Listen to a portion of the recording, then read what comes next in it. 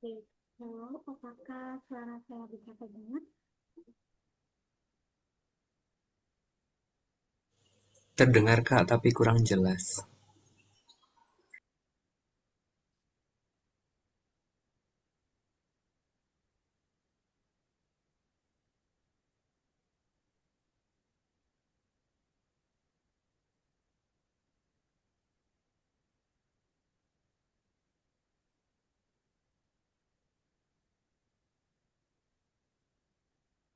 Cek, cek, apakah sudah jelas atau masih kurang terdengar? Jelas Kak, aman-aman. Oke,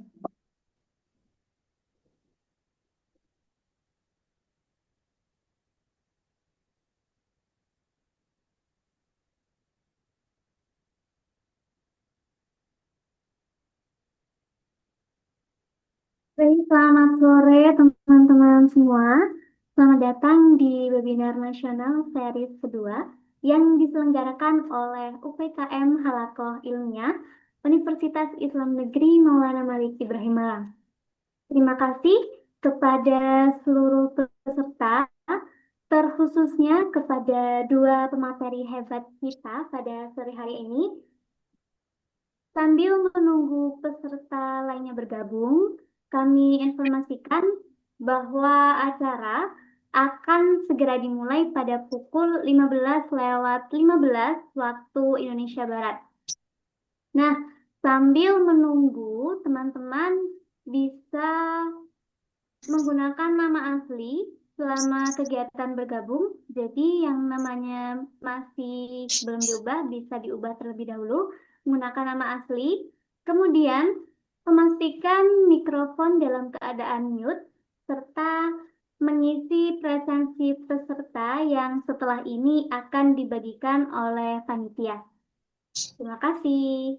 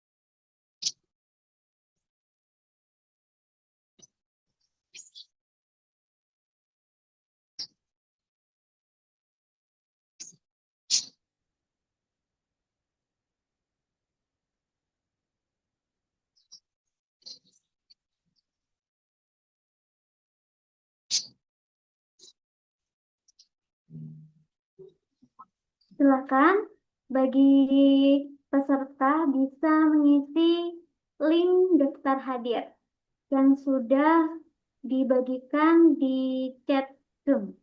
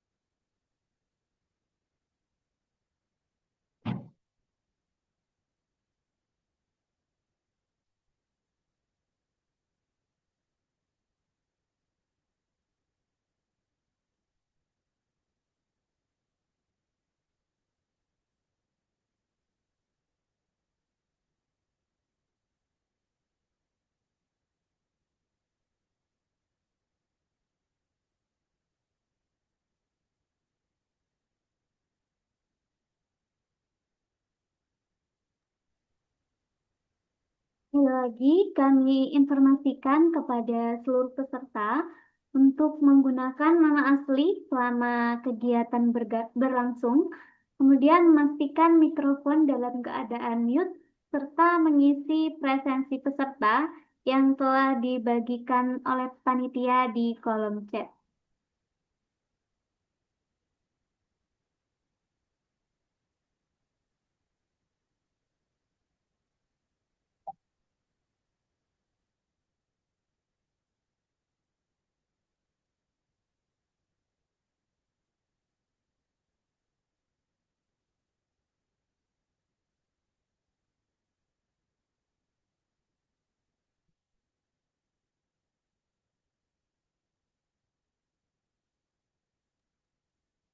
Baik, saya mulai. Assalamualaikum warahmatullahi wabarakatuh. Salam sejahtera bagi kita semua. Om Swastiastu, Namo Buddhaya, salam kebajikan, salam. Puji syukur kita panjatkan kehadirat Tuhan Yang Maha Esa, karena atas limpahan rahmat dan karunia-Nya, kita dapat berkumpul secara virtual pada sore hari ini.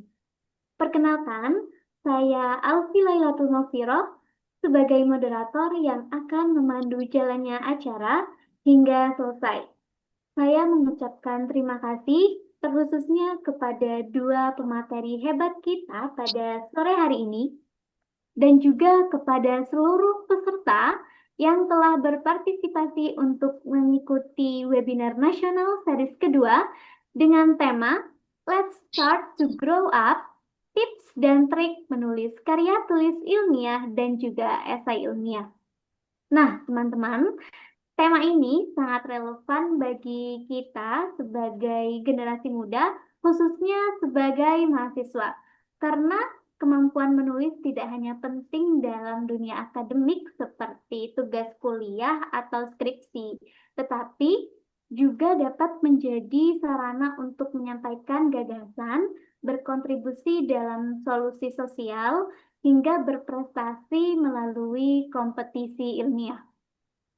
Nah, teman-teman, salah satu mindset yang sering muncul di kalangan mahasiswa adalah menulis karya ilmiah itu kalau sudah skripsi saja. Padahal sebenarnya kemampuan menulis karya tulis ilmiah bisa dilatih sejak awal perkuliahan. Nah, pada sesi pertama ini, kita akan belajar langsung dari narasumber yang akan membahas bagaimana mahasiswa bisa menulis karya ilmiah tanpa harus menunggu skripsi terlebih dahulu.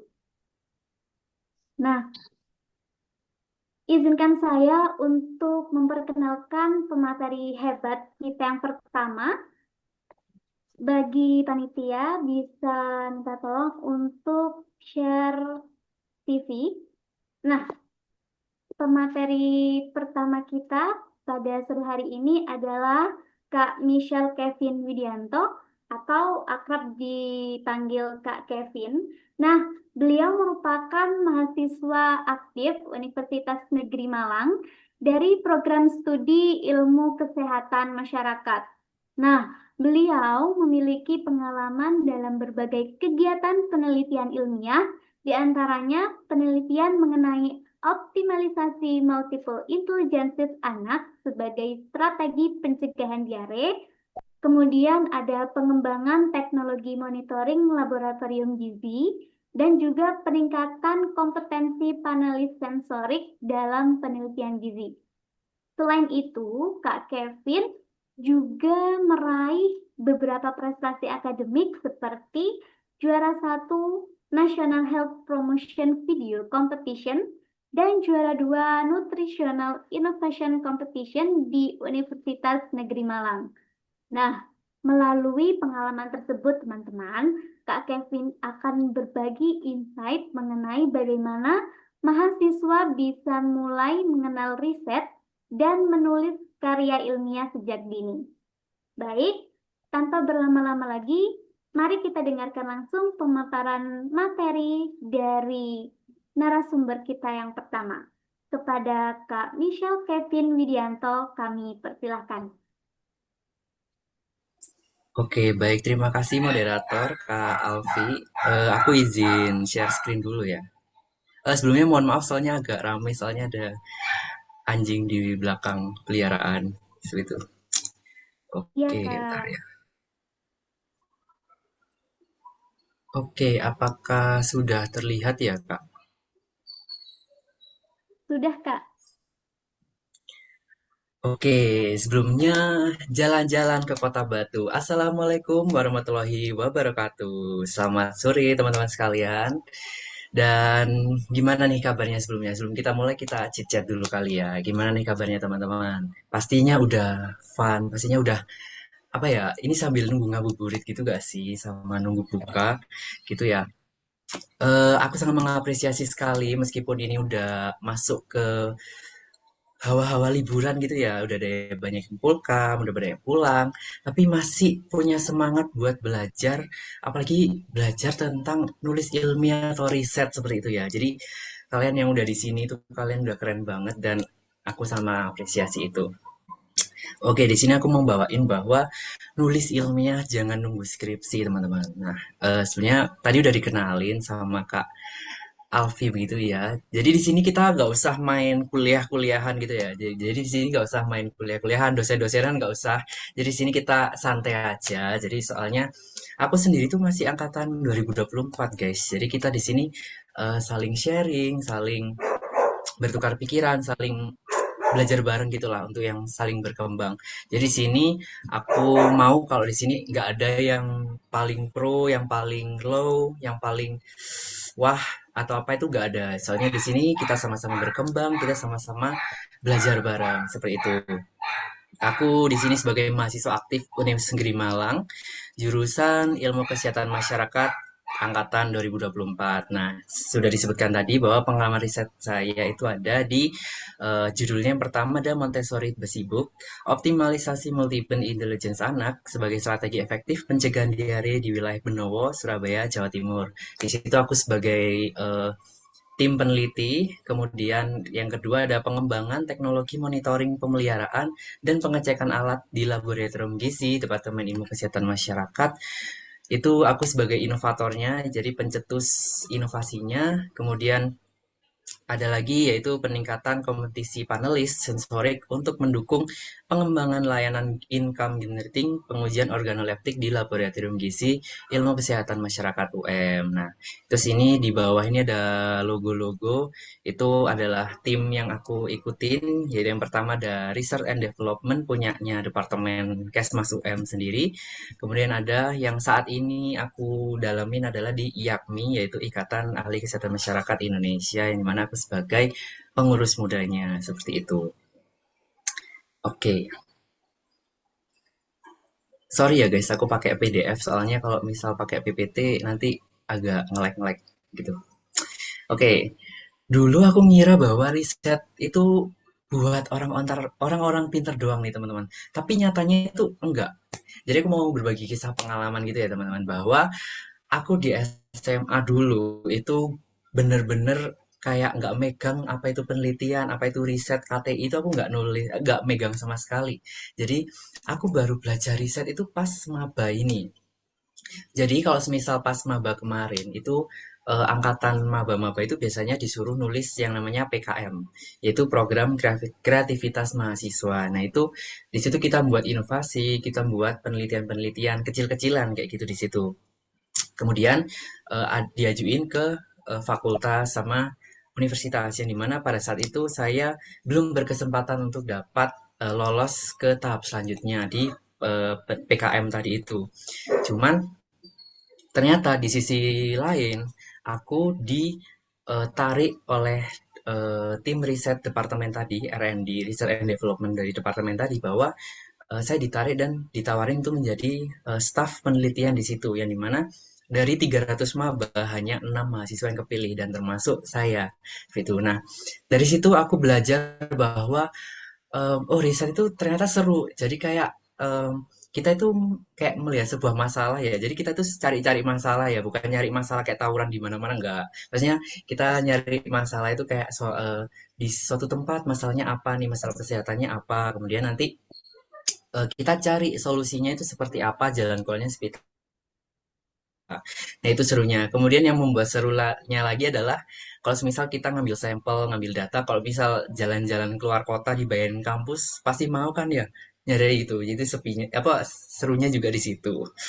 Nah, jadi di sini aku menekankan bahwa penulisan riset itu tidak hanya untuk orang yang pintar aja, tetapi untuk orang yang berani memulai dan take action untuk ingin belajar hal baru dan berkembang, seperti itu teman-teman. Jadi belajar hal baru seperti itu.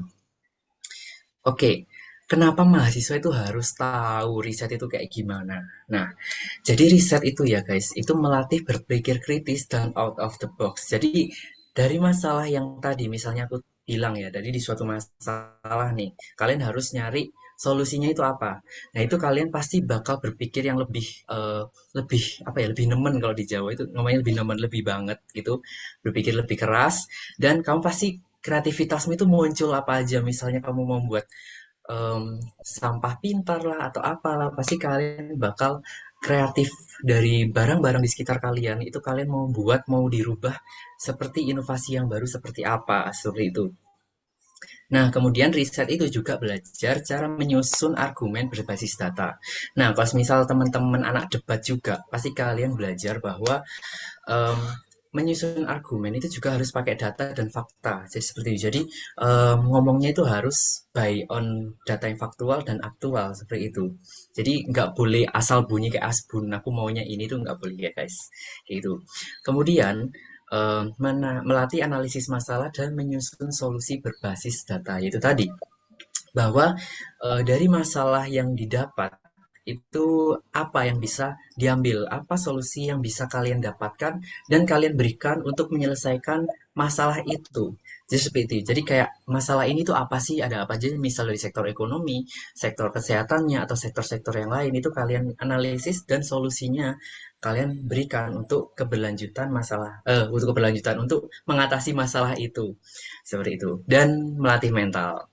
Nah, buat melatih mental ini sangat terlatih, guys. Jadi, contohnya misal nih, kalian lomba nih, lomba riset, misalnya sama dosen pembimbing misalnya. Nah, kalian ngajuin sama dosen pembimbing kalian. Terus tiba-tiba, ini tolong direvisi ya, direvisi, direvisi beberapa kali itu capek, guys. Apalagi kalian suruh baca artikel, baca jurnal itu kayak, aku sendiri males gitu loh, kayak, aduh males banget gitu. Tapi harus dilakukan, teman-teman harus tetap dilakukan. Jadi, untuk ya keberlanjutan kita, untuk kita belajar kayak gitu. Itu apalagi kalau misal skripsi kan mungkin kalian pasti udah tahu desas-desus dari kakak tingkat kalian bahwa kayak em, Eh, aku di aku dulu aku direvisi terus jadi suruh perbaiki terus kayak gitu. Seperti itu teman-teman. Kemudian itu jangan tunggu skripsi untuk belajar riset soalnya takutnya kalian kaget dan nggak siap nih teman-teman. Jadi skripsi kalian nanti tambah lama seperti itu. Jadi diharapkan untuk belajar riset, belajar menulis ilmiah dari sekarang. Kayak gitu.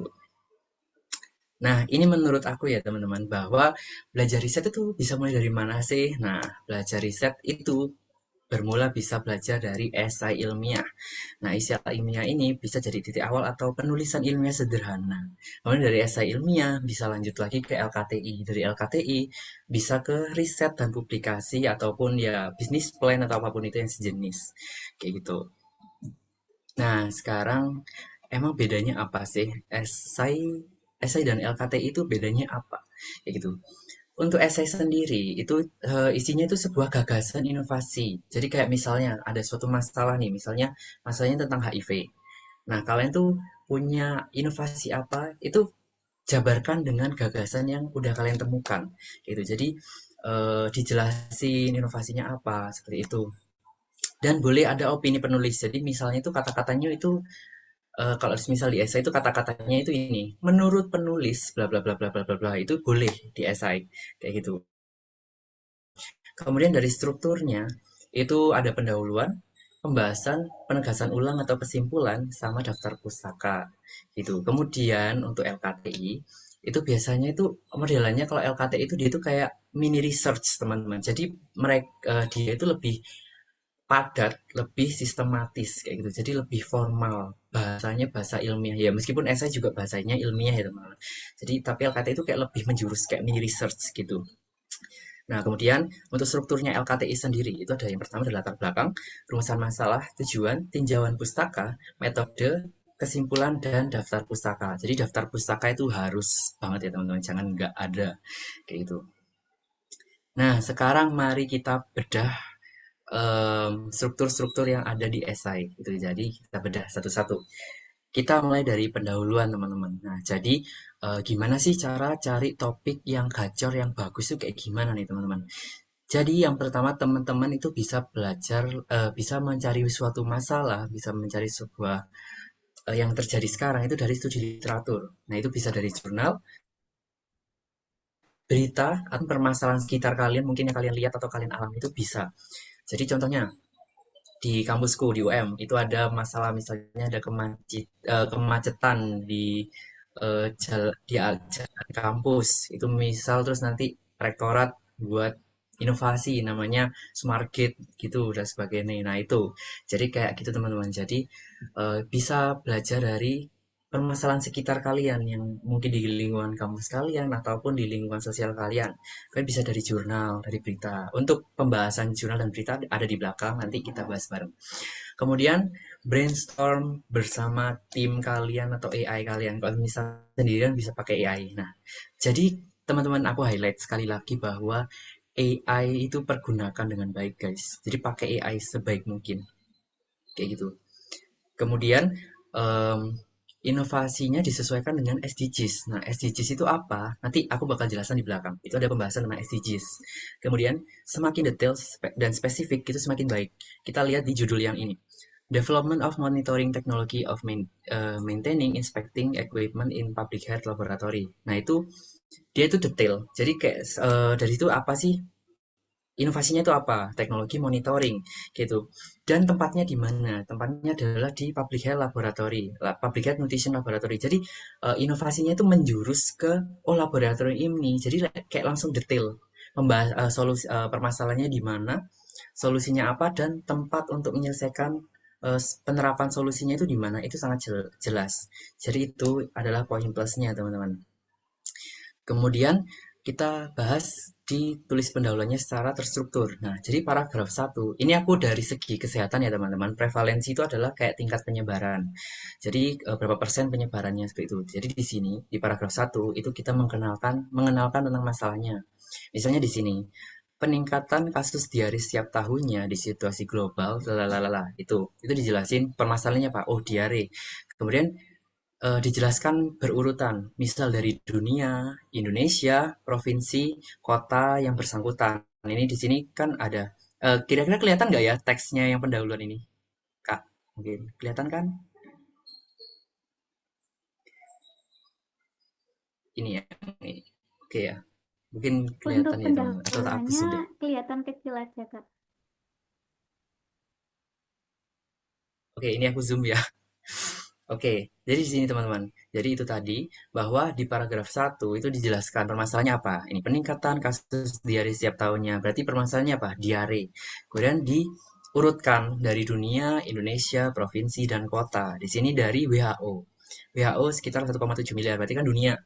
Kemudian itu masuk ke balita Indonesia, ke Indonesia. Kemudian ke provinsi Jawa Timur. Dari Jawa Timur masuk ke Surabaya. Jadi terstruktur penjelasannya mereka. Seperti itu. Kemudian paragraf 2 itu menjelaskan kebiasaan masyarakatnya yang menyebabkan permasalahan itu terjadi. Jadi kayak ada data dukungnya. Hal ini dapat terjadi karena apa?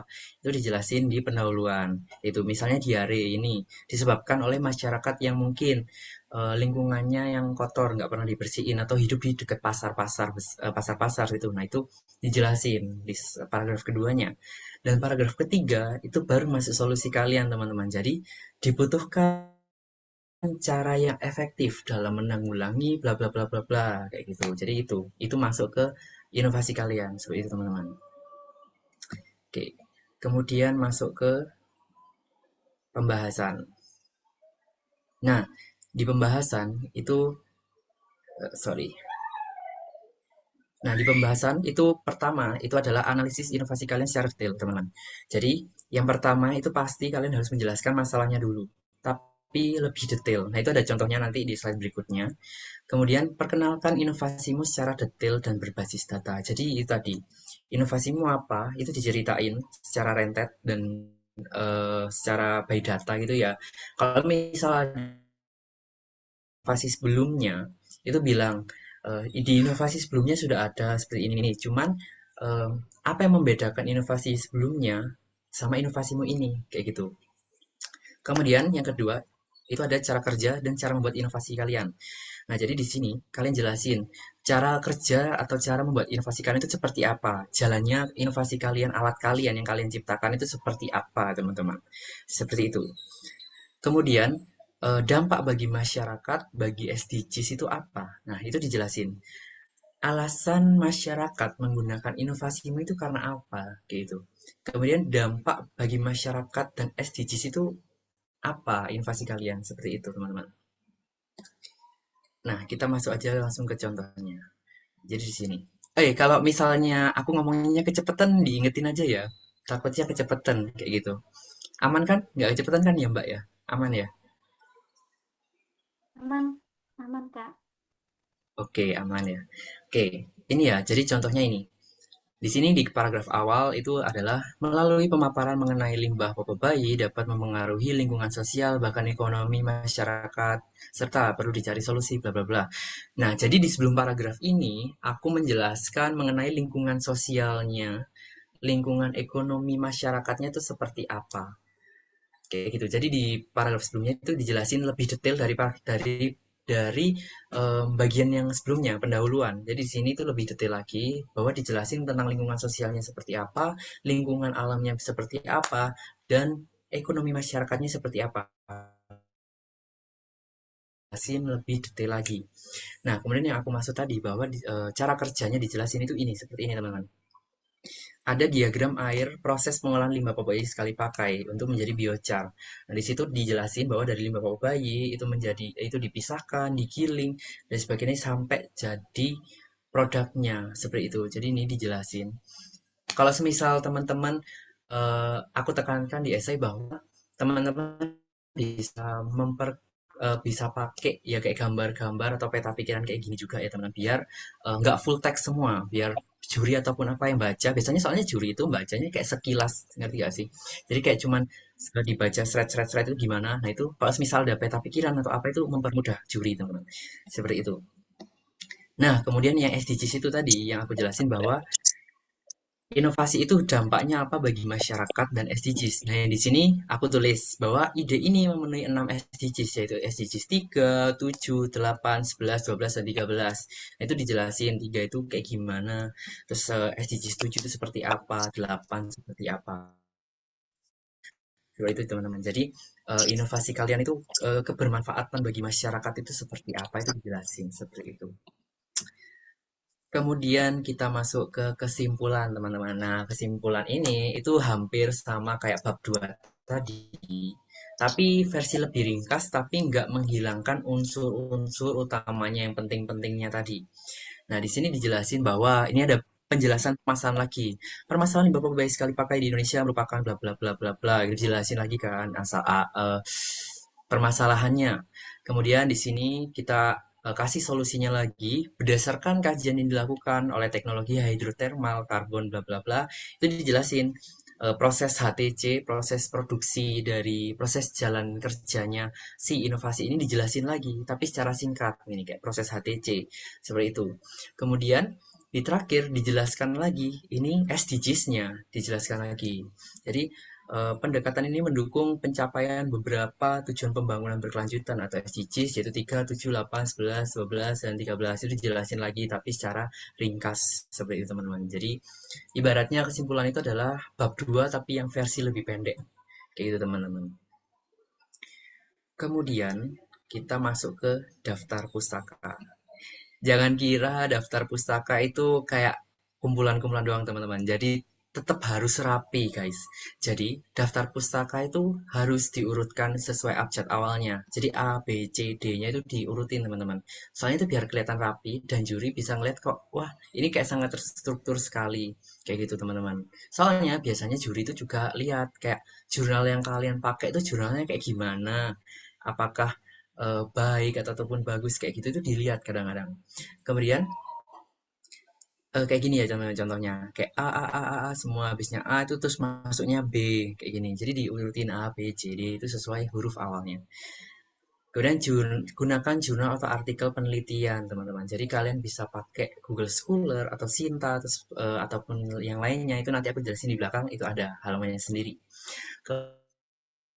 Dan hindari pemakaian artikel dari web-web kayak misalnya Wikipedia atau Blogspot dan sebagainya itu sebisa mungkin jangan teman-teman. Kecuali berita ya, berita yang saat ini yang terjadi itu bisa. Cuman kalau misal pakai blog eh, dan Wikipedia dan sebagainya itu jangan. Kata dosenku itu alasan kenapa jangan itu soalnya semua orang itu bisa menulis artikel teman-teman. Tapi apakah data itu aktual atau faktual itu kita nggak ngerti. Ya seperti itu. Jadi sebisa mungkin dihindari menggunakan blogspot ataupun artikel-artikel yang kayak bentuknya web-web gitu aja. Seperti itu. Nah, nah ini gimana cara cari artikel yang gacor teman-teman, yang gaspol. Nah, di sini itu ada yang namanya Google Scholar. Ini udah common banget pasti di dunia perkuliahan kalian ya teman-teman. Google Scholar seperti itu. Jadi kalian bisa searching lewat Google Scholar ini apa yang permasalahannya dan sebagainya. Nah, kemudian ada yang namanya Sinta. Nah, di Sinta ini juga isinya jurnal-jurnal Indonesia teman-teman, soalnya yang terafiliasi di Indonesia kayak gitu. Jadi misalnya ini ada jurnal administrasi kesehatan Indonesia, media publikasi promosi kesehatan Indonesia kayak gitu itu Sinta teman-teman. Kemudian ada PubMed. Nah kalau misal PubMed ini dikhususkan untuk anak kesehatan ya, karena aku dari jurusan kesehatan itu juga biasanya pakai PubMed ini teman-teman. Jadi itu punyanya Amerika PubMed. Kemudian ada yang Science Direct. Nah, kalau misal Science Direct ini biasanya pakai akun kampus atau di perpustakaan kalian itu bisa teman-teman pakai Science Direct kayak gitu. Itu buat nyari jurnal-jurnal yang emang terindeks Scopus, terindeks Q itu. Jadi jurnal-jurnal yang internasional yang udah gede-gede, tinggi-tinggi kayak gitu. Nah, kalian juga bisa cari artikel dari AI, teman-teman. Nah, misal aku juga manusia ya, teman-teman. Aku juga bisa males, aku juga bisa mager, teman-teman. Jadi aku manusia ya sama kayak kalian lah Gen Z ini. Jadi aku juga biasanya juga males, guys. Tapi harus tetap belajar. Jadi di sini pakai kalian bisa lebih mudah pakai AI juga. Misalnya kalian mau membahas tentang HIV. Misalnya permasalahan HIV di Kota Malang. Berikan saya sumber artikel berupa link atau PDF-nya, kayak itu. Nah, langsung nanti keluar. Ini ChatGPT ya, teman-teman. Jadi langsung keluar di sini. Jadi, kayak misalnya kita aku nyari ya, aku lupa. Oh, Sistem Informasi Kesehatan (SIK). Di sini aku langsung keluar. Unveiling the challenge and opportunities behind SDOH, kayak gitu, ini langsung keluar. Ini langsung kalian pencet linknya, itu langsung masuk ke jurnalnya mereka, kayak gitu. Jadi promptnya itu teman-teman, berikan saya jurnal, sumber artikel berupa link atau PDF-nya. Itu promptnya teman-teman, biar keluar linknya untuk jurnalnya. Dan di Gemini itu juga bisa sama. Di Gemini juga sama kayak ChatGPT tadi, ya dengan prompt yang sama, itu langsung nanti keluar. Nih misalnya, referensi jurnal dan artikel ilmiah ini dari Untirta, jurnal Untirta 2024. Oh iya, sama kalau misal kalian mau nyari jurnal terbaru ya tulis saja, berikan saya sumber artikelnya berupa link atau PDF-nya yang terbaru. Nah ini contohnya yang Untirta ini 2024 teman-teman. Jadi kayak langsung yang terbaru-baru kayak gitu. Nah, ini kita masuk ke SDGs. Nah, SDGs itu apa sih? Nah, SDGs itu adalah Sustainable Development Goals atau tujuan pembangunan berkelanjutan. Nah, ini tuh digagas oleh UN atau United Nations PBB itu pada tahun 2015.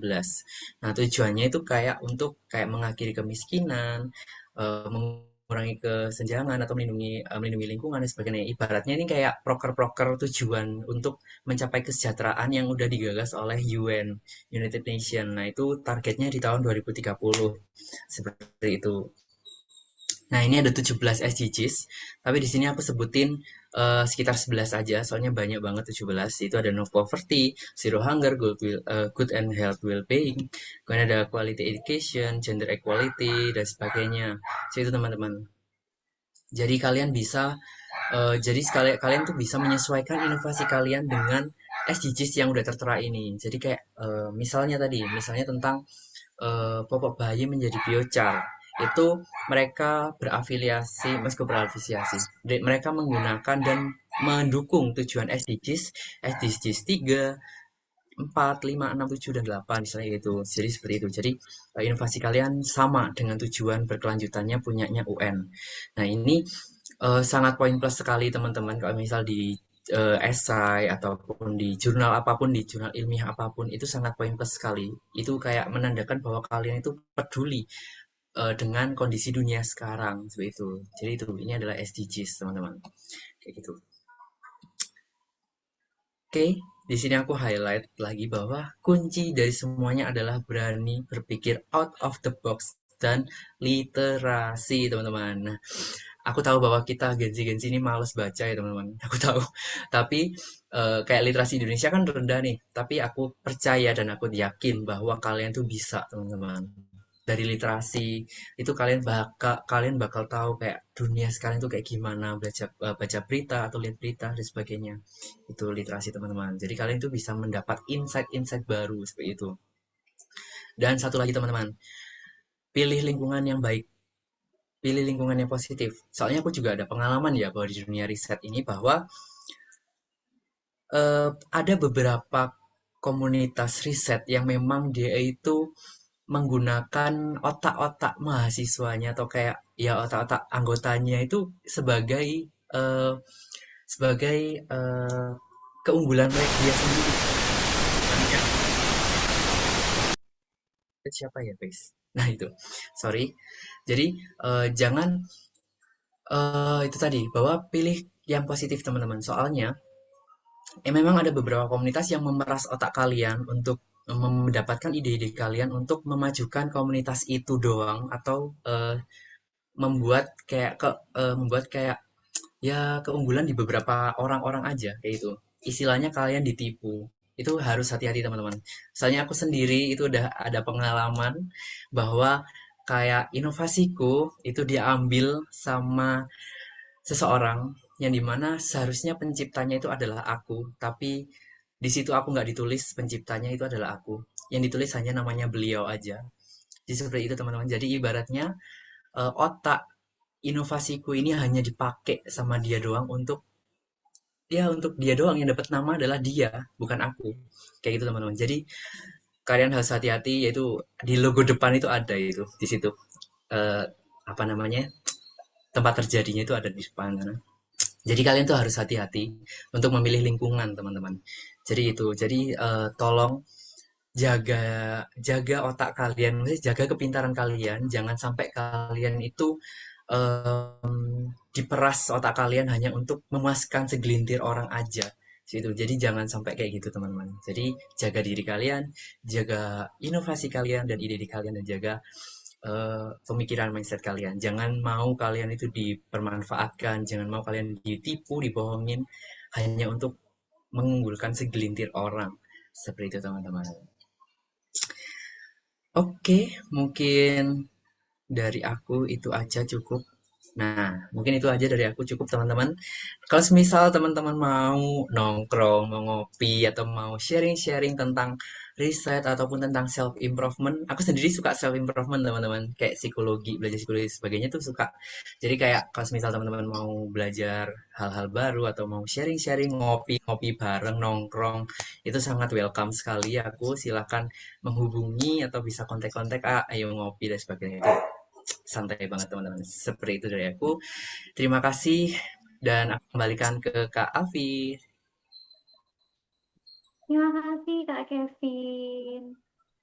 Benar-benar sangat insightful sekali.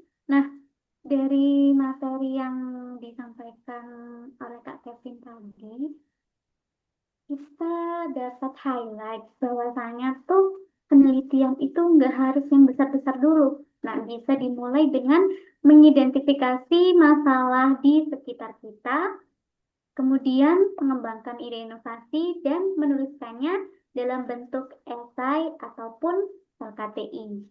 Nah, selain itu, kita juga belajar bahwa kunci utama dari menulis ilmiah yaitu berani berpikir out of the box dan memiliki literasi yang kuat.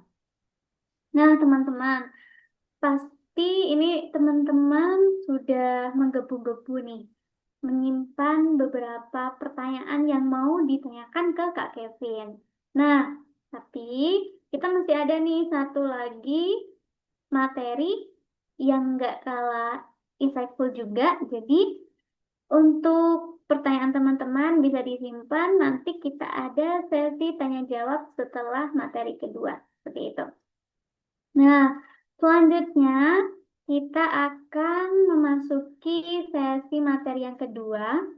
Nah, jika pada sesi sebelumnya kita membahas bagaimana memulai penulisan ilmiah, maka pada sesi kali ini kita akan belajar lebih dalam mengenai bagaimana sih menulis esai ilmiah yang berkualitas dan berkelas. Nah, sebelumnya izinkan saya untuk memperkenalkan narasumber kita yang sangat cantik, Masya Allah ini. Nah, beliau yakni Kak Nafisatul Fuadah, kerap dipanggil Kak Nafisa. Beliau merupakan mahasiswa program studi akuntansi Fakultas Ekonomi dan Bisnis Universitas Brawijaya. Nah, beliau dikenal sebagai mahasiswa yang sangat aktif dan berprestasi di bidang kepenulisan ilmiah dan kompetisi akademik dengan lebih dari 50 penghargaan nasional dan internasional.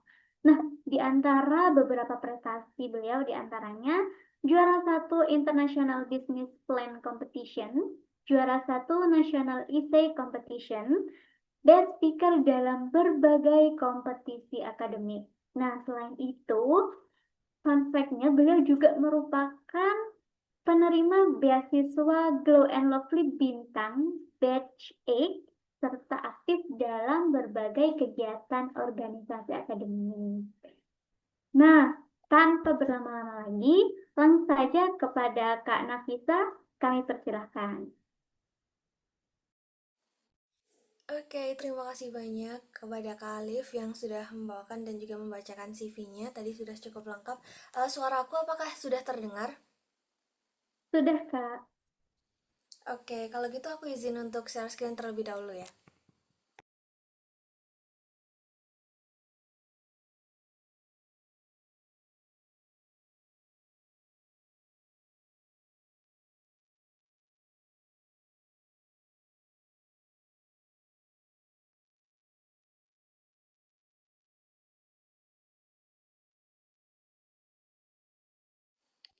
Oke, apakah sudah terlihat?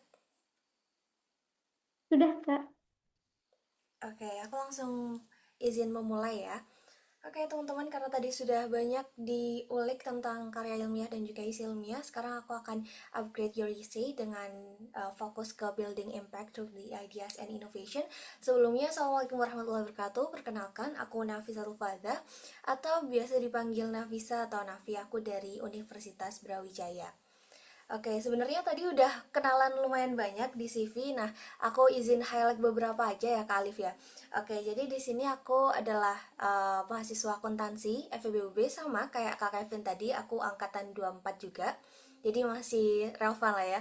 Oke, next aku itu Mapres FEBUB tahun ini 2026, terus Executive Board di LSMA itu lembaga risetnya FEBUB. Terus juga aku punya studi community namanya Wave. Aku adalah founder dari Wave. Terus aku juga pemuda pelopor Kota Malang 2024 bidang agama dan budaya. Terus seperti yang sudah di-mention tadi, aku ada penghargaan juga. Nah, aku juga ada project analyst. Jadi selain di dunia kepenulisan, aku juga aktif di dunia consulting, di bisnis. Oke, mungkin langsung aja. Oke, aku izin mengulas dari apa yang sudah Kak Kevin tadi bacakan ya. Tadi udah lumayan jelas sebenarnya. Cuma di sini aku lebih fokus ke gimana caranya bikin esai ilmiah yang difokusin buat lomba. Jadi nggak buat publikasi aja, tapi untuk lombanya. Nah, dari sini nanti kita bakal belajar lebih banyak. Kita bakal sharing-sharing bareng. Misal kalian nanti ada pertanyaan, boleh langsung tanyakan sesuai dengan pengalamannya masing-masing ya. Oke, aku langsung izin mulai aja. Jadi isi ilmiah itu sebuah tulisan yang berisi ide, pendapat, analisis penulis tentang suatu topik tertentu.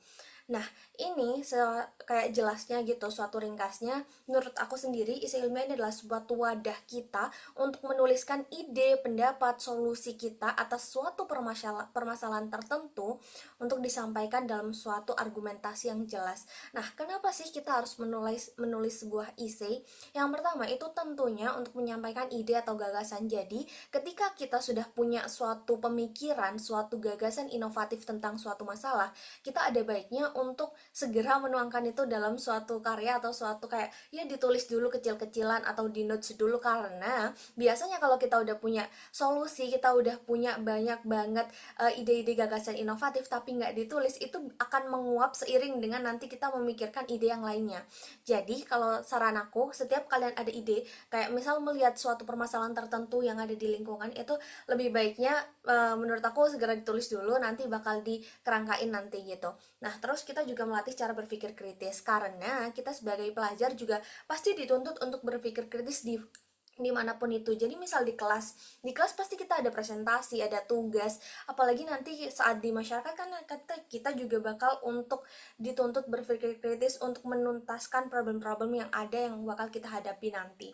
Terus mengasah kemampuan menulis akademik. Jadi essay kan sebenarnya mungkin untuk beberapa orang mungkin terlihat mudah ya, tapi sebenarnya untuk membuat essay yang bagus dan berkualitas itu nggak semudah itu, dan nggak bisa sekali langsung buat sekali langsung bagus gitu, nggak bisa. Menurut aku harus ada step by step yang harus kita lalui untuk mengasah kemampuan kita, yaitu soft skillnya dalam kemampuan menulis akademik gitu ya. Terus membuka wawasan, sebenarnya ini dari dua puff, ada dari sudut pandang pembaca dan ada dari sudut pandang penulis. Kita sebagai penulis, untuk menulis isi pasti memerlukan banyak sumber data yang aktual dan faktual. Jadi dengan kita membaca jurnal, dengan kita membaca artikel, dengan kita terus membuka buku, itu kan pasti akan membuka wawasan kita as penulis ya. Jadi di situ kita tahu mana yang benar dan mana data yang bisa dimasukkan. Nah, data yang bisa dimasukkan dan tidak itu bukan berarti datanya baik dan buruk, bukan seperti itu menurut aku. Jadi data yang bisa dimasukkan itu adalah data yang relevan dan sejalan dengan solusi yang mau kita hadapi, dan bukan kayak data yang buruk, itu bukan, karena itu tetap semua data yang kita dapat itu harus kita apresiasi dan kita harus tetap belajar gitu. Terus yang terakhir adalah menawarkan solusi terhadap suatu masalah. Jadi sebenarnya inti kita untuk membuat isi adalah kita punya suatu ide atau punya suatu solusi atau gagasan yang mau kita tuangkan untuk agar pembacanya lihat gitu. Nah, gimana sih cara bikin ide yang berbeda dari yang lainnya? Di sini aku tekanin 3 hal. Pastikan kalian dan aku juga ya, teman-teman pasti udah banyak menemui teman-teman lain yang udah gacor banget nih isinya. Kira-kira gimana cara mereka bikin ide yang berbeda dari yang lainnya? Nah, yang pertama itu lihat dari isu atau topik yang sedang ramai dibahas. Jadi kan pasti ada tuh satu momen dimana hype-hypenya topik itu lagi ramai dibahas gitu. Nah, sebelum itu kalau kita tahu nih apa yang lagi trending topik, nggak semuanya bisa kita masukin dalam isi. Jadi pertama kita harus lihat relevansi isu dari kondisi tersebut. Terus karena ada pasti baik buruknya dari isu tersebut, kita harus bikin sudut pandang yang unik. Jadi dimana banyak orang yang gak kepikiran hal itu, tapi kita bisa dapat hal itu. Misalnya nih lewat pandemi kemarin, atau mungkin lewat lagi hype sekarang kan dari kondisi politik gitu. Kita kan bisa tuh bikin isi atau gagasan dari itu, tapi itu nggak semuanya bisa diterima dengan baik. Jadi kayak kita harus memilah data mana yang aman, data mana yang oke gitu. Jadi mungkin ini juga dari teamwork juga ya. Lebih oke kalau menurutku punya temen buat tukar pandang, tukar pikiran gitu. Terus yang kedua itu dari kehidupan sehari-harinya. Jadi pasti kita punya pengamatan kan tentang kehidupan sehari-hari kita, mau itu lingkungan, mau itu sosial. Jadi kita harus lihat, menurut aku yang paling gampang adalah ide dari permasalahan di sekitar. Misal sampah, kita mau ngolah sampah ini jadi apa gitu, yang deket-deket aja. Misal di sini ada nih UMKM ini, ada limbah ini yang belum dialokasikan. Nah, dari limbah itu kita bisa bikin apa? Nah, jadi dari situ tuh kita bisa tahu mana solusi yang bisa berimpact atau memberikan dampak secara nyata langsung ke kehidupan sekitar, masyarakat sekitar, di lingkungan kita. Dari situ kita bisa memberikan solusi yang terbaik. Nah, yang terakhir adalah relevansi dengan prodi atau jurusan kita. Jadi, apa yang kita lakukan sekarang itu bisa berdampak sama apa yang kita tulis. Nah, ini menurut aku lebih berdampak ke nanti saat pitching sih. Nah, kan kalau kali kita saat lomba gitu ya, terus kita lagi presentasi final, biasanya bakal ditanya sama juri kayak, kamu dari prodi mana? Nah, itu paling sering banget aku dapat selama aku lomba dari 2 semester ini ya. Aku sering banget dapat kayak, kamu bikin teknologi ini tapi kamu dari FEB gitu. Dia kan pasti agak ada considering kan gimana sih relevansinya. Dah menurutku lebih baik kita punya satu hal yang meyakinkan atau kita emang relevan di prodi tersebut untuk ide itu. Walaupun ya teman-teman, semua prodi, semua jurusan itu bisa menulis ide apapun asal dia punya gagasan yang kuat. Jadi sebenarnya nggak ada batasan. Cuma kalau di ranah lomba itu beda lagi. Nah, dari sini kita bisa memanfaatkan pengetahuan dan juga pengalaman yang kita dapetin biar linear sama ide isi yang udah kita ambil nanti. Ini tuh tujuannya untuk memperdalam pembahasan dan juga agar ada relevansinya yang lebih kuat lagi untuk argumentasinya. Nah, tadi udah dijelasin sebenarnya ya sama Kak Kevin kerangka isi ilmiah yang sistematis. Di sini aku akan mengulik beberapa aja. Nah, di pendahuluan kita pasti mungkin ada beberapa orang yang lebih fokus ke isi atau pembahasan dibanding pendahuluan. Padahal latar belakang dan judul di pendahuluan itu sangat penting karena menurut aku juri kan pasti nggak cuma mengkoreksi 1, 2, atau 10 isi ya teman-teman. Di suatu lomba itu juri pasti mengoreksi lebih dari itu, dan apa yang membuat mereka tertarik adalah yang di awal, yaitu latar belakang dan juga judulnya. Kalau udah unik, udah menarik, mereka pasti lebih enak flow-nya buat ditarik ke pembahasan, penutup, dan sampai lampiran nanti pasti mereka lebih oke dan lebih mau untuk membaca. As audience juga kita harus mengconsidering atau untuk mempertimbangkan hal itu. Nah, selain itu kita juga harus bisa menyampaikan fokus atau permasalahan utamanya. Nah, ini pentingnya agar kita nggak kemana-mana dulu. Kita harus bisa tahu titik poinnya itu di mana sebelum kita ke yang lainnya gitu ya. Terus memberikan gambaran umum isi. Jadi kita harus tahu setelah dari pokok ke umum ya, kayak gagasan pokok ke gagasan umum gitu ya. Terus dari pembahasan ini baru dibahas secara mendalam, harus ada data dan faktanya. Walaupun kita di sini ada opininya, kita harus punya data dan faktanya. Baru disimpulkan seperti itu. Nah, teknik biar essay kamu menarik. Di sini ada prototipe aku pas lomba essay di Bandung. Itu namanya Genesis. Mungkin nanti bisa dilihat lebih lengkapnya. Tapi dari aku ada 4 tips yang menurut aku sangat membantu. Yang pertama adalah menggunakan opening atau hook yang kuat. Di sini yang aku maksud bukan hanya saat pitching atau bukan hanya saat final presentation ya, tapi saat latar belakangnya dibuat itu juga harus punya penekanan yang kuat di awal. Jadi nggak bisa secara gamblang ditulis semua idenya tanpa ada alur. Nah, di sini juga harus ada alur yang jelas dan sistematis. Gimana caranya kita bikin essay yang nggak bertele-tele, yang bisa langsung tahu, oh ini solusinya, ini permasalahannya, dan ini alurnya. Jadi bisa dirangkum menjadi satu kerangka ilmiah yang signifikan dan bagus gitu ya. Terus yang ketiga itu memberikan solusi atau insight baru, karena kita di sini sebagai yang inovator juga ya, sebagai mahasiswa juga pasti punya ide-ide pemikiran yang lebih fresh, lebih bagus, dan menurutku inovasinya tuh bisa lebih diutamakan lagi gitu.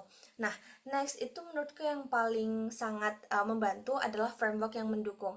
Ini bukan untuk publikasi. Jadi kalau misal untuk lomba itu kan pasti ada kayak batas minimal atau maksimal halaman dan lain sebagainya. Nah, itu tuh bisa kita jadikan acuan. Nah, kalau dia nggak ada, misal di lampiran nggak ada batas halamannya, biasanya aku pakai framework yang lumayan banyak gitu. Mulai ya. Ini ada contohnya, yang pertama ada SMART. Nanti aku bakal jelasin yang SWOT, tapi yang SMART ini menurutku lebih capable atau menurutku lebih menyeluruh dari semuanya. Nah, yang pertama adalah spesifik. Spesifik itu adalah gimana kita bisa menekankan kayak bagaimana nanti keseluruhan idenya ini bisa kita jelaskan dengan secara rinci dan jelas dan lugas. Jadi kita benar-benar tahu spesifikasi dan targetnya itu kemana. Terus measurable itu artinya bisa diukur. Kita bisa aja punya KPI, punya target, punya misal dari platform ini bakal dapat berapa ribu pengguna dalam berapa hari gitu. Biasanya itu bakal kita asumsikan dulu secara tim, baru kita ukur di SMART ini.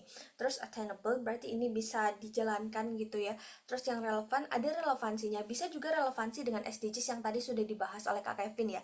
Nah, ini juga tergantung sama kalian nanti konsep utama atau konsep dan subtema isinya itu apa. Nah, dari lomba tersebut baru kalian jalanin gitu. Terus ada time bound. Time bound ini adalah kayak jangka pendek dan jangka panjangnya itu seperti apa.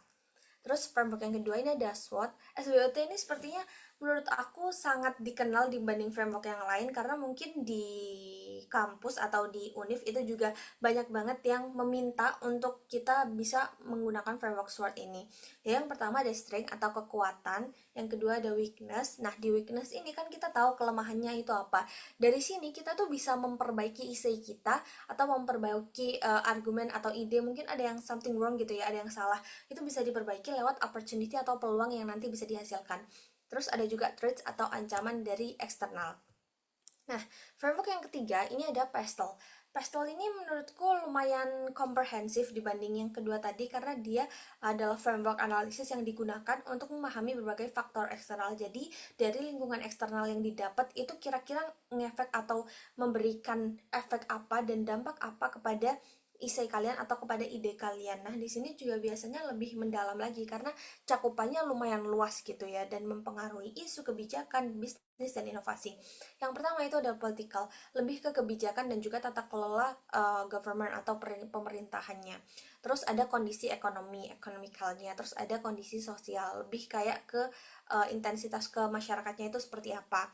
Terus ada technological, ini biasanya dikaitkan ke inovasi teknologi. Terus ada legal, yaitu hukum, jadi biasanya bakal ada disangkut pautin mungkin sama peraturan pemerintah, peraturan presiden ataupun undang-undang. Terus yang terakhir ada environmental atau dari segi lingkungan hidupnya itu bagaimana, apakah berdampak atau tidak, dan kalau berdampak akan seperti apa gitu ya. Nah, mungkin aku akan jelasin yang terakhir. Ini adalah tips praktis untuk essay berkelas. Jadi sebenarnya nggak harus yang bagaimana-gimana banget. Tapi selama aku lomba, dari awal sampai akhir aku pakai cuma dari flow ini guys. Jadi aku kasih ke kalian. Yang pertama itu dari problem. Jadi kita harus bisa mengidentifikasi masalahnya terlebih dahulu. Kita juga harus bisa research. Jadi habis kita udah tahu nih masalahnya itu apa, terus kita research dulu jurnal-jurnal terdahulu apakah memang sudah ada penelitian yang membahas ini sebelumnya atau belum gitu. Terus dari situ kita analisis semua sumber-sumber data yang ada, habis itu baru di strategiin atau baru dieksekusi gitu. Nah, setelah kita taruh semua ide itu dalam satu paper atau dalam satu structure yang sama, setelah selesai pasti kita bisa evaluasi. Nah, dari evaluasi itu biasanya kalau lomba ada beberapa teman-teman atau aku sendiri juga deadliners ya teman-teman, jadi mungkin evaluasinya ini dikit-dikit aja nanti di akhir sebelum submit gitu, tapi dari situ kita bisa tahu mana yang salah, mana yang harus diperbaiki gitu, bisa tahu. Nah, terus tips and triknya ini 3 hal yang menurut aku sangat krusial kalau kalian mau lomba. Yang pertama itu fokus on real problem, jadi nggak usah membuat masalah yang nggak ada gitu, jadi kayak mengada-ngada sesuatu itu nggak usah. Ambil aja masalah yang di sekitar kita atau memang sedang dihadapi oleh global atau sedang dihadapi oleh lokal, itu kita harus tahu dulu. Terus yang kedua adalah implementation. Dari semua ide yang kita buat itu nggak dilihat seberapa kerennya ide kamu, tapi seberapa bisa berdampaknya ide kamu. Menurut aku ya, ini salah satu hal yang sangat krusial karena sebagus apapun idenya, kalau ternyata nggak ada di nggak ada di nggak bisa diimplementasikan, itu sama aja kayak kita memberikan suatu hoax atau kayak memberikan suatu hook aja gitu ya. Hook yang aku maksud ini kayak acuan ya, bukan hoax. Terus related to the content, kayak kita harus bisa memberikan suatu hal yang relevan dengan apa yang sedang kita bahas. Jadi dari sini lomba yang dari isi lomba ini kita harus bisa memberikan satu permasalahan yang benar-benar sesuai atau benar-benar ada. Jadi nggak usah mengada-ngada. Terus yang kedua, ini idenya bisa diimplementasikan atau tidak. Terus yang ketiga, apakah memang relevan dengan kondisi saat ini atau enggak. Nah, dari situ mungkin kalian bisa satuin pemikiran sama tim, atau mungkin kalau isi individu kita bisa juga gunakan AI untuk brainstorming. Jadi nggak terbatas ya. Sebenarnya sumber belajar kita nggak terbatas asalkan kita punya niat dan punya kemauan untuk belajar gitu. Oke, mungkin dari aku itu aja ya teman-teman. Nah, Last but not least, mungkin kalian mau connect sama aku di LinkedIn or Instagram, boleh hit me up di sini. Jadi, misal nanti mau discuss atau mau lomba bareng ya, sama-sama di Malang, nggak apa-apa, silahkan bisa kontak aku aja.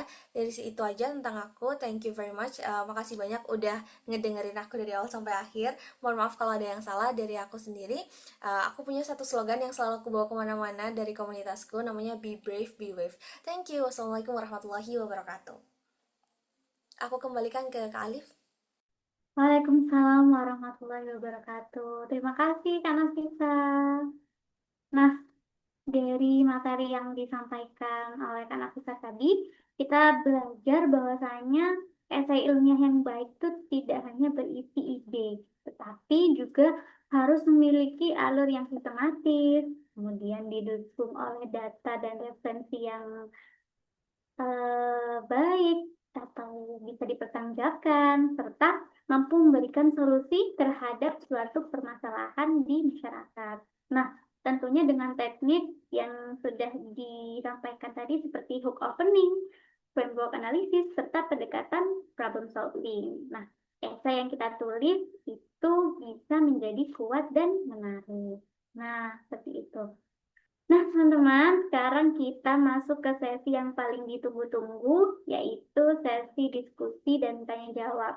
Nah, untuk peserta yang mau bertanya bisa raise hand, silakan menyebutkan nama, asal instansi, dan ingin menanyakan pertanyaan ke siapa, Kak Kevin atau Kak Nafisa, kemudian bisa di-mention pertanyaannya. Seperti itu. Silahkan bagi teman-teman yang ingin bertanya, bisa raise hand.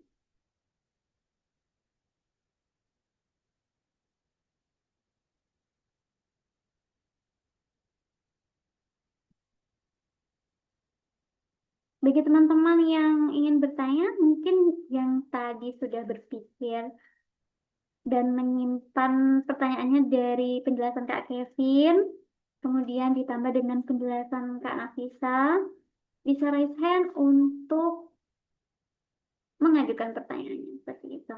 Silahkan.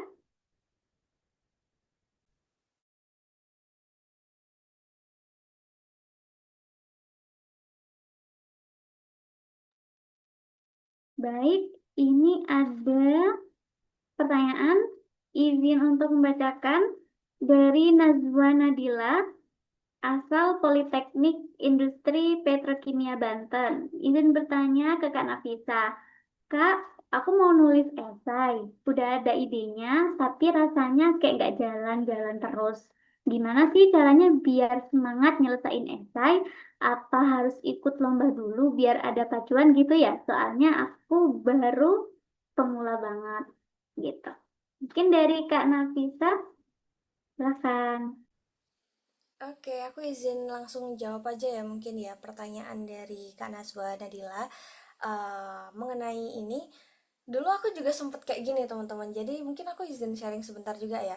Dari awal mulai nulis essay itu kadang rasanya agak stuck gitu kan buat nyelesain essay-nya. Apakah nanti mau lanjut atau enggak? Karena mungkin enggak ada yang suatu yang memotivasi gitu ya. Nah, dari aku ada dua cara. Yang pertama, mungkin cara yang paling gampang dan mungkin Gen Z banget itu tetapin self reward dulu buat kayak diri kita sendiri. Jadi essay kan nggak suatu bukan sesuatu yang mudah ya untuk selesai tuntas dari awal sampai akhir. Apalagi kalau nggak ada timnya itu lebih pressure lagi. Jadi pertama tetapin self reward dulu, nggak harus yang wow banget, kayak mungkin bisa jadi suatu acuan dari kamu untuk lebih encourage lagi, untuk lebih oh ayo bisa nih kayak gini. Terus kamu juga harus yang kedua itu kamu juga harus punya motivasi dari kamu sendiri. Jadi dari aku sendiri itu biasanya aku sambil lihat teman-teman yang lain, sambil lihat YouTube, sambil lihat kayak kayak isi-isi yang udah pernah ada gitu, yang udah pernah menang. Dan menurut aku teman-teman yang udah pernah menang tuh sangat wow gitu inovasinya, dan itu membuat aku pengen juga kayak mereka. Jadi kayak kita harus punya mungkin role model atau kayak gimana sih cara kita agar bisa kayak mereka gitu. Jadi semangat dari dalam diri sendiri itu menurutku sangat penting buat dijaga, karena hal itu yang bikin kita konsisten. Dan apakah harus ikut lomba dulu atau enggak? Jawabannya iya teman-teman. Menurut aku dicoba aja dulu lomba, karena kan kita mahasiswa, kapan lagi kita bisa ikut-ikut lomba membawa nama kita mahasiswa gitu. Ini suatu privilege yang nggak bisa semua orang dapetin. Jadi asal ada kesempatan, menurut aku diambil dulu pas lomba-lomba atau pas emang lagi ada kegiatan yang mengharuskan kita membuat karya ilmiah atau isi, itu menurut aku diambil aja. Karena why not gitu, kenapa nggak diambil? Kalau kita punya kesempatannya, kenapa ditunda gitu?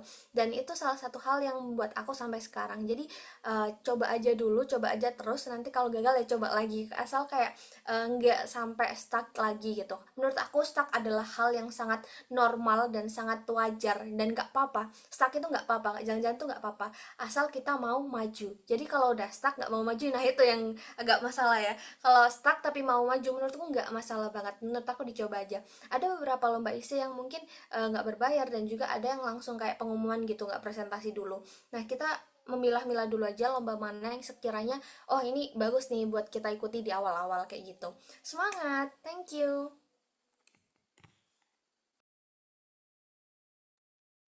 Baik, terima kasih Kak Nafisa. Untuk Kak Najwa, apakah sudah terjawab pertanyaannya? Oke, terima kasih Kak Nafisa. Untuk teman-teman yang lain, apakah ada yang pengen ditanya ini? Tentunya ada sih, harusnya. Oke, mungkin sambil nunggu teman-teman yang lain, ada yang pengen aku tanyain ke Kak Kevin. Boleh nih Kak. Apa tuh Kak? Nah, tadi kan Kak Kevin membahas tentang gimana sih cara cara cari topik yang gacor.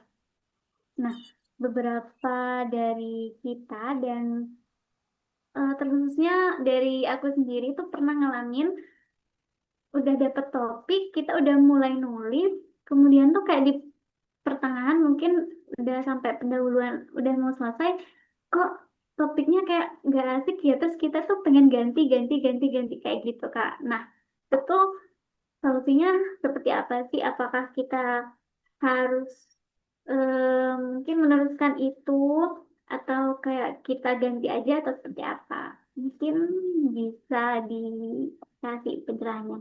Terima kasih. Oke ya, jadi aku izin menjawab ya Kak Alfi ya. Jadi cara cari topik yang gacor. Oke, topik itu nggak selamanya, ini aku highlight bahwa topik itu nggak selamanya itu murni dari ide kalian sendiri, kayak murni dari pemikirannya kita sendiri itu enggak. Jadi em, putus-putus nggak ya Kak? Aman kan? Sorry, Aman, Pak Kak. tadi agak nge-lag soalnya. Aman. Oh ya, oke, thank you. Nah, jadi aku ulangi lagi ya, aku highlight bahwa suatu inovasi itu nggak eh, tidak melulu dari idenya kita aja gitu loh. Jadi nggak melulu dari penciptanya itu awal mula di dunia ini adalah dari kita. Itu enggak teman. Apa itu enggak Kak? Jadi em, kakak itu bisa memodifikasi dari inovasi orang-orang sebelumnya. Kemudian itu nanti ubah, dimodifikasi dengan ide-ide dari punyanya kakak itu tadi. Kemudian keunggulannya itu apa dari penelitian sebelumnya atau inovasi sebelumnya itu keunggulannya apa? Nah itu. Jadi kayak punyanya orang itu diambil, terus diubah, dimodifikasi sedemikian rupa menurut pemahaman kakak atau inovasi yang ingin kakak keluarkan dari penelitian sebelumnya. Soalnya penelitian sebelumnya kan bisa jadi dari misalnya kayak belum lengkap nih, misalnya dari punya aku, misalnya yang punyanya teknologi monitoring di laboratorium Kesmas tadi. Itu kan hanya teknologinya itu aku jelasin dikit bahwa teknologinya itu hanya kayak sebuah QR, kemudian nanti itu kayak jadi kalau semisal alat ini tuh dipinjam atau di apa itu pasti terkoneksi dengan rektorat kayak gitu.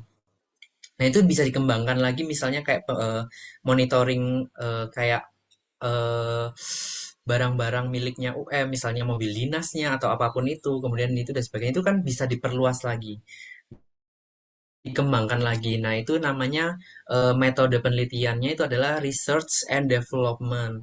Nah, itu jadi research, di research dulu, kemudian dikembangkan.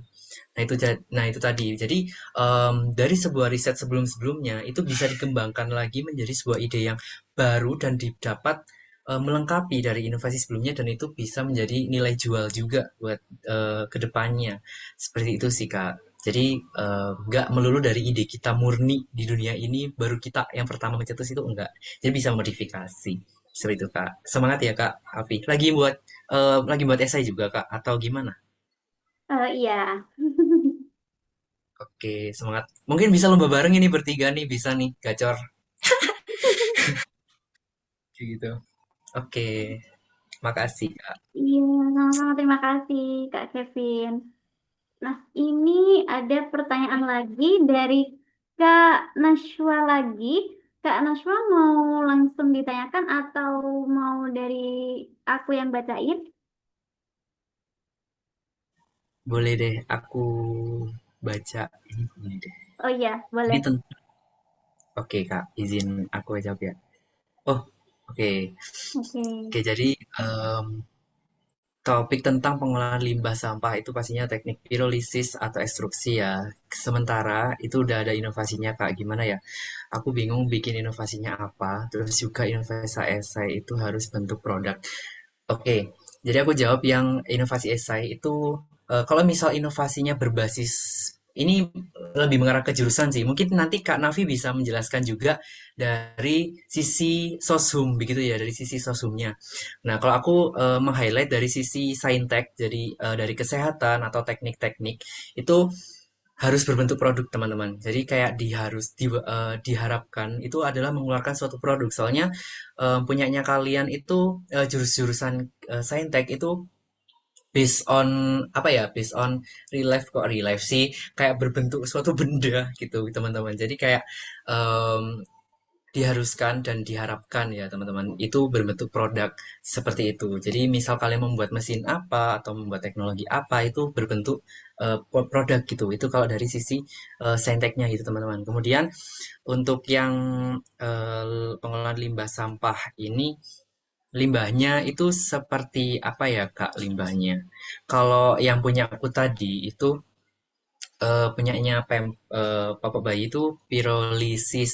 Nah, itu sebenarnya lomba esai ini yang tentang eh, popok bayi tadi yang aku jelasin itu aku berkolaborasi dengan anak teknik kimia UB.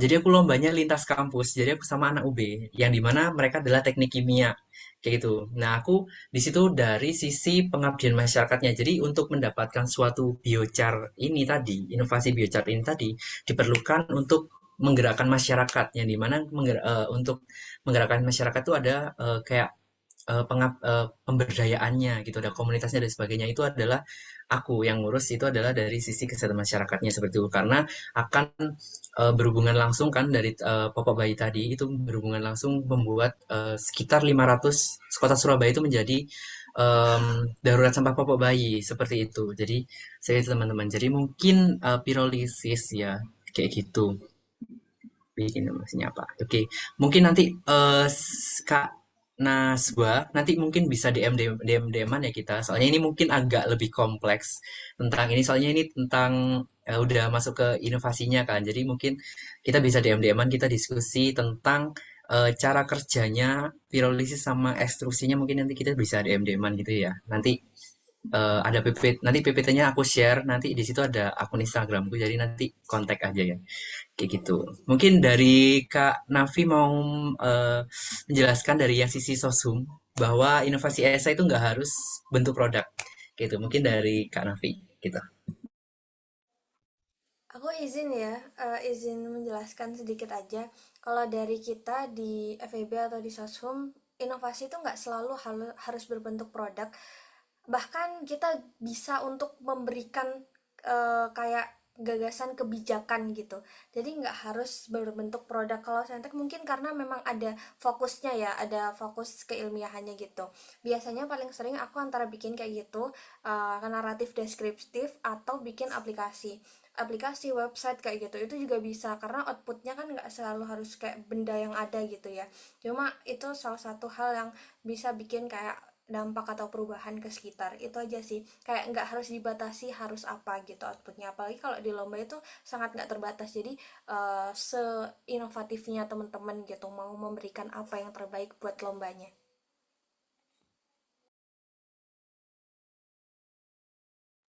Oke, terima kasih Kak Kevin, Kak Nafisa. Nah, Selanjutnya ini ada dari Muhammad Rasya. Izin bertanya ke Kak Nafisa dan Kak Kevin. Aku tertarik banget daftar lomba esai dan KTI, apalagi aku sebagai mahasiswa sastra Inggris yang notabene banyak menulis. Nah, ketika nulis, aku sering terkendala bagaimana mengembangkan ide dan gagasannya. Kadang susah nyari inspirasi, terus makin bingung gimana nyusun paragrafnya dengan benar.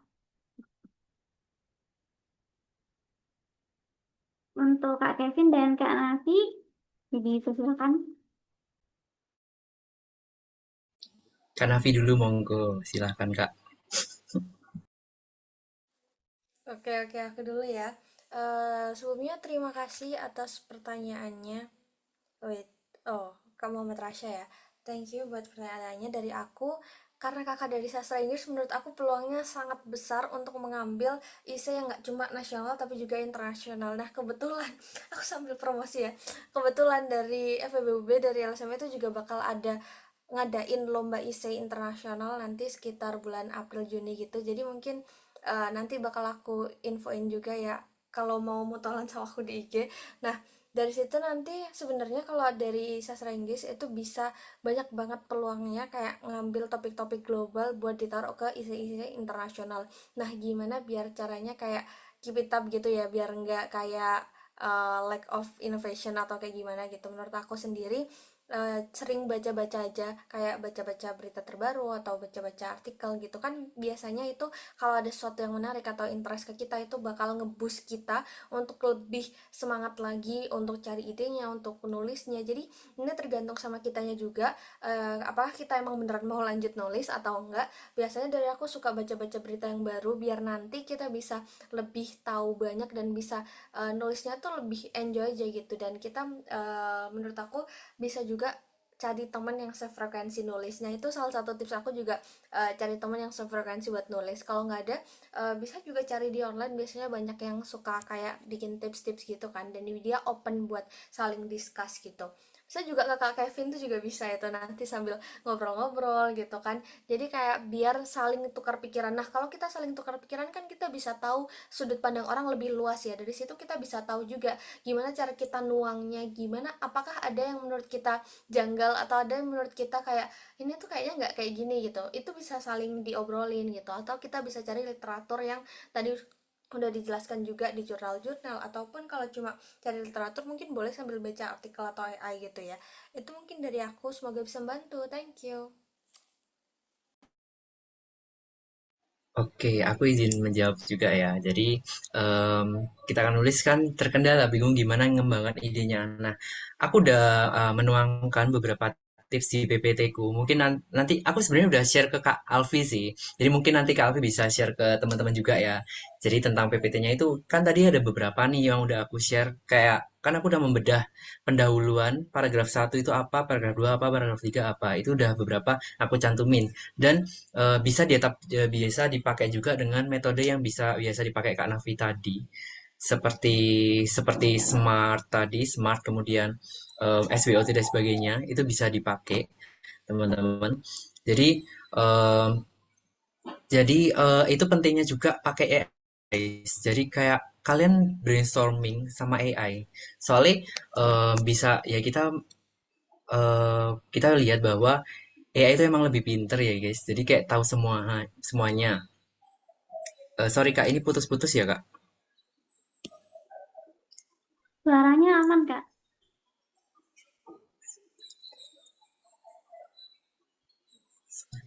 Alah,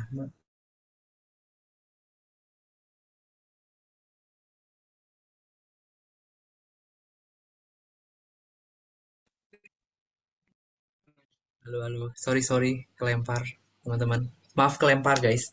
Sorry sorry. Jadi aku izin aku ulang begitu ya. Masih ngelag-ngelag gak ya Kak? Iya, ini oh udah. Udah. Oke oke. Aku izin jelasin ulang ya bahwa itu tadi. Jadi aku tadi udah memaparkan beberapa tips dari per paragrafnya itu udah aku bedah tadi sama di bagian pendahuluan, ke pembahasan, sama kesimpulan tadi udah aku bedah beberapa. Itu nanti bisa minta PPT-nya ke panitia atau seperti apa itu. Soalnya udah aku share ke Kak Alfi, mungkin nanti Kak Alfi bisa share ke teman-teman. Nah, jadi kalian juga bisa pakai AI guys. Jadi kembangkan ide kalian itu pakai AI. Soalnya kita meyakini bahwa emang AI lu lebih pinter ya, Rek. Lebih pinter, sorry, Jawanya keluar. Jadi AI lebih pinter ya guys. Jadi kalian itu bisa em, saling diskusi, bisa saling eh, apa tadi? Mengembangkan ide kalian itu AI guys. Seperti itu. Kemudian untuk pembahasannya sendiri juga ada aku paparin bahwa yang pertama ada analisis inovasi secara detail dan jelaskan permasalahan secara lebih detail. Kemudian cara kerjanya itu gimana, itu dijelasin. Kemudian dampak SDGs sama dampak bagi masyarakat itu gimana. Tadi udah ditekankan juga sama Kak Nafi bahwa yang dinilai itu adalah dampaknya teman-teman. Emang itu dampak bagi masyarakat itu gimana kayak gitu. Jadi apakah inovasimu ini relevan?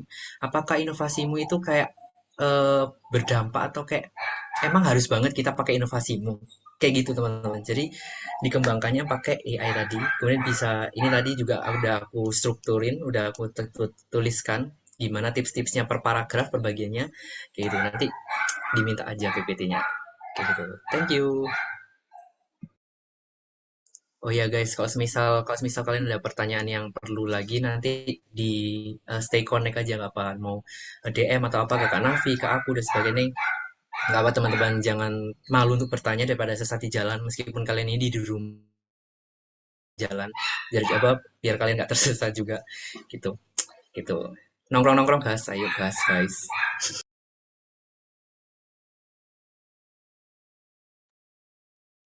Oke, terima kasih Kak Hafiz dan Kak Kevin. Mungkin dari teman-teman peserta yang lain masih ada yang ingin ditanyakan?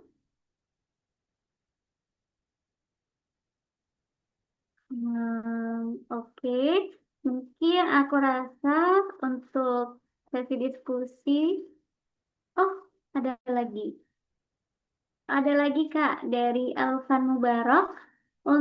Izin bertanya ke Kak Nafi, dalam pengalaman Kakak, kesalahan yang paling sering dilakukan oleh pemula dalam menulis esai dan bagaimana cara menghindari kesalahan tersebut? Oke, silakan. Oke, terima kasih banyak atas pertanyaannya ya. As pemula, as beginner gitu ya, kesalahan yang paling sering aku lakukan adalah itu nggak banyak sumber data. Jadi mungkin ada beberapa jurnal yang menurutku udah pas nih, udah pakem buat iseiku. Jadi aku langsung pakai itu as referensi. Padahal harusnya aku bisa explore lebih banyak lagi biar aku lebih tahu banyak lagi sudut pandang dari beberapa penulis tentang topik ini tuh kayak gimana. Itu satu ya. Terus yang kedua juga kadang aku juga lupa untuk memberikan citasi yang jelas. Jadi sebenarnya daftar pustaka itu sepenting itu sebenarnya kalau dalam beberapa lomba ya. Jadi ada yang memang sangat ngedepanin formattingnya dan juga beberapa juga kayak sangat strict kalau masalah halaman dan lainnya. Jadi menurut aku kalau misal mau lomba ya, hal-hal yang harus diperhatikan pertama adalah harus ngikut format di guidebooknya dan harus sesuai sama dengan tema besarnya dan juga subtemanya. Terus harus tahu seberapa banyak data yang harus kita butuhkan buat ini, tapi nggak yang terlalu over banget ya. Yang setara itu relevan, asal itu oke, relevan dan masuk ke idenya itu dipakai as referensi, nanti bakal diimplementasikan bareng-bareng secara kolektif ke satu paper kamu nanti. Nah, caranya biar nggak melakukan hal yang sama kayak aku, itu pertama perbanyak dulu referensinya, tapi jangan dari blogspot gitu ya yang tadi udah dijelasin sama Kak Kevin.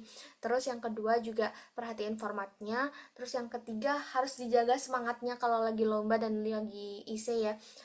Harus nulisnya sampai tuntas karena isi yang bagus itu isi yang selesai, dan banyak karya ilmu yang bagus itu karya ilmu yang selesai juga. Jadi dijaga juga semangatnya. Dan itu aja sih teman-teman, menurut aku semangat yang lagi ikut-ikut lomba ya, kayaknya di sini semua pada lagi high vibe juga lombanya, dan semangat juga buat nulis esainya. Thank you pertanyaannya.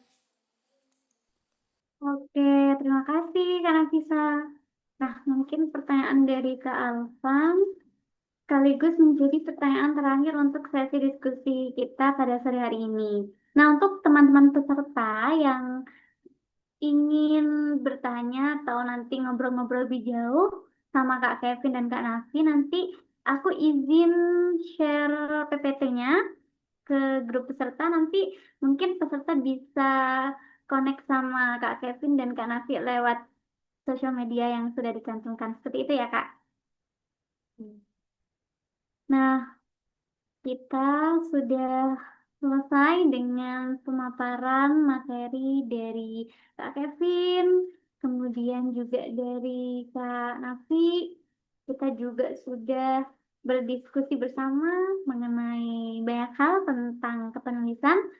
Nah, sebagai bentuk apresiasi dari panitia kepada narasumber hebat kita pada sore hari ini, untuk sesi selanjutnya adalah penyerahan sertifikat kepada narasumber yang telah berkenan berbagi ilmu dan pengalaman pada sore hari ini. Nah, untuk panitia bisa minta tolong untuk share screen sertifikat. Yang pertama untuk Kak Kevin.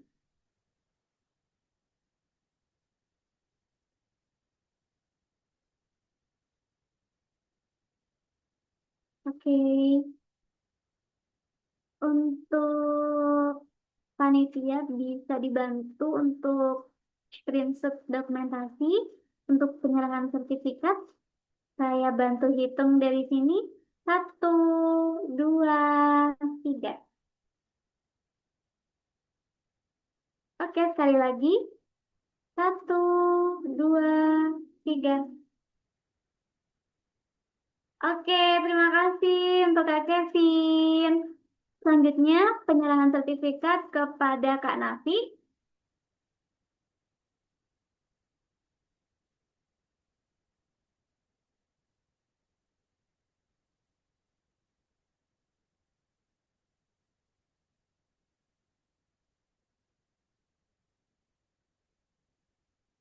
Oke, saya bantu hitung dari sini. Satu, dua, tiga. Oke, sekali lagi. Satu, dua, tiga. Oke, terima kasih. Nah, selanjutnya adalah dokumentasi untuk seluruh peserta yang belum on cam. Silahkan bisa on cam. Oke, Kak Sabrina, Kak Nida, Kak Hairun Nisa Zahra, Kak Alvan Mubarok.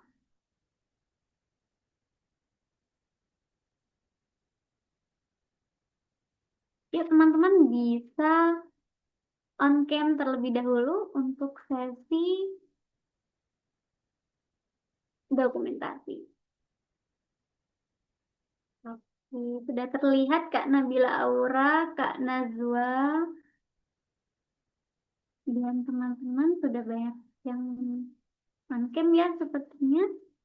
Baik, untuk panitia bisa dibantu untuk screenshot ya. Saya bantu untuk hitung dari sini. Satu, dua, tiga. Oke, sekali lagi. Satu, dua, tiga. Oke, terima kasih kepada panitia. Nah, baik teman-teman, tidak terasa kita telah sampai di penghujung acara. Kami ucapkan banyak sekali terima kasih untuk Kak Kevin dan juga Kak Nafi yang berkenan untuk sharing ilmu kepada kita semua di sore hari ini. Semoga webinar kali ini dapat menjadi motivasi bagi kita semua untuk mulai berani menulis, berpikir kritis, dan juga berkontribusi melalui karya ilmiah. Nah, saya di sini sebagai moderator memohon maaf apabila terdapat kekurangan selama acara berlangsung. Sekali lagi kami ucapkan terima kasih yang sebesar-besarnya. Saya akhiri. Wassalamualaikum warahmatullahi wabarakatuh. Terima kasih, teman-teman. Waalaikumsalam, terima kasih para panitia juga teman-teman. Terima kasih panitia, teman-teman. Terima kasih banyak. Terima kasih kembali, Kak.